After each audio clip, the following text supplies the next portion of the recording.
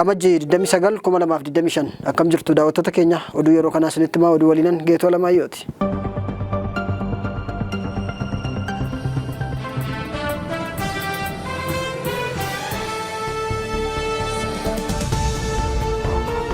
Ragaan barnootaa hojjettoota mootummaa sakatta'uuf akka jiru biiroon Finfinnee beeksise. Magaalaa Finfinneetti ragaan barattoota hojjettoota mootummaa 90,000 ol sakatta'amuuf akka jiru biiroon Public Service fi misooma qabeenyaa nama bulchiinsa magaalaa Finfinnee ifoomse. Biirichatti itti gaafatamaan damee hooggansa qabeenyaa namaa kan ta'an obbo Malaakuu Taamiruu sabaa himaaleef ibsa wayita kennan akka jedhanitti ragaan barnootaa hojjettoota mootummaa magaalittii keessaa qulqulleeffamuuf karoorri qabameera. Biirichatti hoogganaan hordoffii deeggarsa humna namaa fi odiitii kan ta'an obbo Malaakuu Tamasgeen gama isaaniin ragaan barnootaa sakatta'amanii qulqulleeffachuun kan barbaachisee fi kanniinsa tajaajila magaalittii fooyyessuu keessatti gahee olaanaa waan qabuuf akka ta'e beeksisaniiru.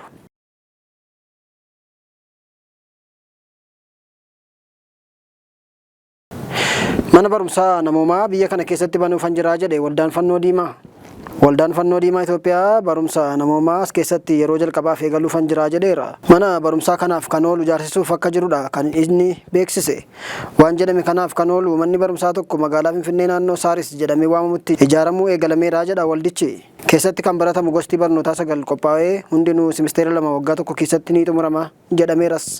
Kaayyoon mana barumsaa kanaa dhaloota haqaa fi hawaasa nagaatti amanu qaruuf yaadamee akka ta'e pirezidaantiin waldichaa obbo Abarraa Tolaatu beeksise. Obbo Abarraan akka jedhanitti manni barumsaa amma ijaaramuu eegalame kun sababa waraanaatiin Tigraay keessaa manneen barnootaa barbadaa'an yaadachuuf akka oolu dabalanii ibsaniiru.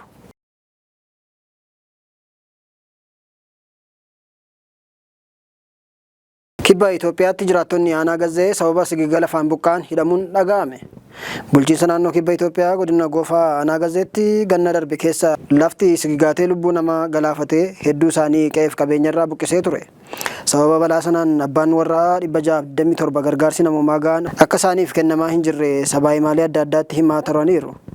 Namoota yaada sana sabaa himaaleetti dubbatan keessaa 8 maaliif dubbattan jedhamanii amma mana hidhaa keessaa akka jiran maatiin hidhamtootaa fi jiraattonni aanaa sana keessaa natti himaniiru jedha raadiyoon sagalee Ameerikaa.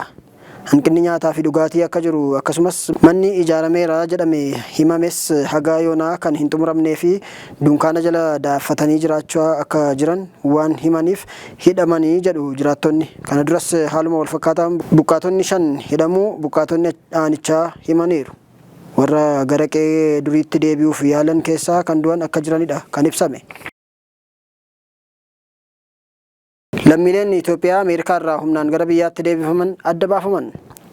Amma lammiileen Itoophiyaas Ameerikaa irraa gara biyyaatti deebifamuuf jiru jedhameera. Godaantota hayyama jireenyaa hin qabne kitila tokko qabxii 4 bulchiinsa Tiraamp marsaa ammaa kanaan biyya ari'uuf karoorfate keessaa lammiileen Itoophiyaa jiru jedha oduun fuula miidiyaa hawaasaa jaarmiyaa US Immigration and Enforcement irraa argame.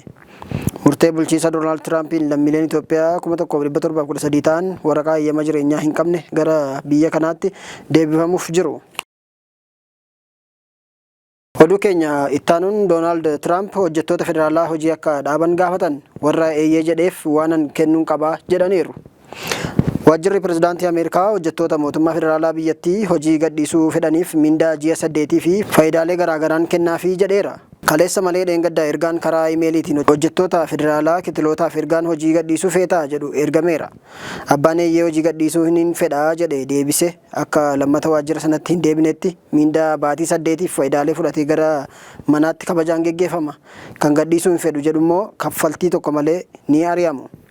Gaaffiin hojjettoota federaalaaf dhiyaate sana haga gurraandhala 6tti deebii akka kennan ergaa sanaan keessatti eeramuusaa madda oduu biyyattii CBC'n gabaaseera. Mootummaan federaalaa Ameerikaa hojjettoota kitila 2 caalan of jalatti bulcha. Isaan kana keessaa gaaffii Doonaald Tiraamp kana fudhatanii kan kabajaan geggeeffamuuf jiran 200,000 ta'uu malu jedha maddi kun. Pirezidaantichi hojjettoota federaalaa hojiirraa ari'anii doolaara biiliyoona 200 qusachuuf karoora qabu. Iimeeliin hojii gadhiisuu feetaa jedhu haga yoonaatti kan ittiin hin ergamne hojjettoota mana poostaa, miseensota waraanaa, qondaaltota waajjira dhimma baqattootaa fi hojjettoota tika biyyattii gar tokkodha. Tiraamp wayita duula na filadhaa irra turan moonaan hojjettoota waajjiraalee federaalaa keessaa akka hir'isan beeksisanii turan. Amma waadaa isaanii guutuutti jiru jedhameera.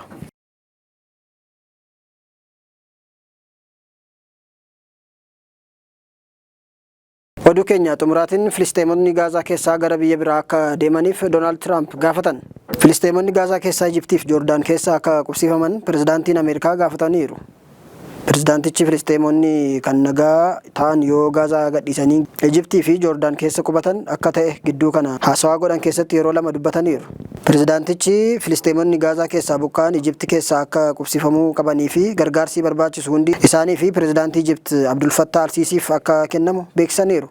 Al-Siisiin waan kana akka isaan hin dinne abdii qabaachuu isaanii kaleessuma dubbatanii ture.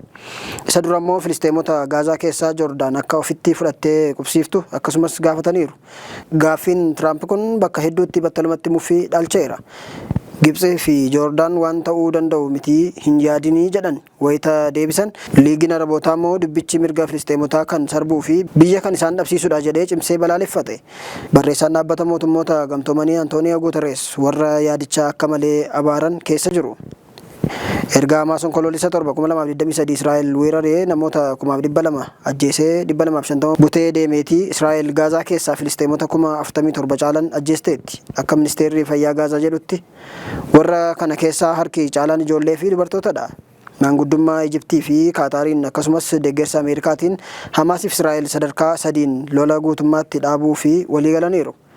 Waliigaltichi hojiirra oolee lamaanuu namoota of harkaa qaban walii gadhiisuu eegalaniiru. Marsaa jalqabaa kana Hamaas Israa'eloota 33 gadhiisuu qabu keessaa 8 qaata akka du'an Israa'el na beeksiseera jetti. Kun osoo kanaan jiru muummichi ministeeraa Israa'el Benjaamin Netanyahuun guyyaa 5 booda Waashingten deemanii Tiraamp wajjin mari'achuuf akka jiran dhaga'ameera. Pirezidaantichi erga aangootti ba'anii hoogganaa biyya alaa kan simatan Netanyahuun isa jalqabaa ta'u. Ijoo marii isaanii keessaa dhimmi Filisteemota biyya abbaa isaanii irraa kaasanii biyyoota biraa keessa qubsiisuu kan jedhu isa tokko ta'uu hin oolu jedhameera.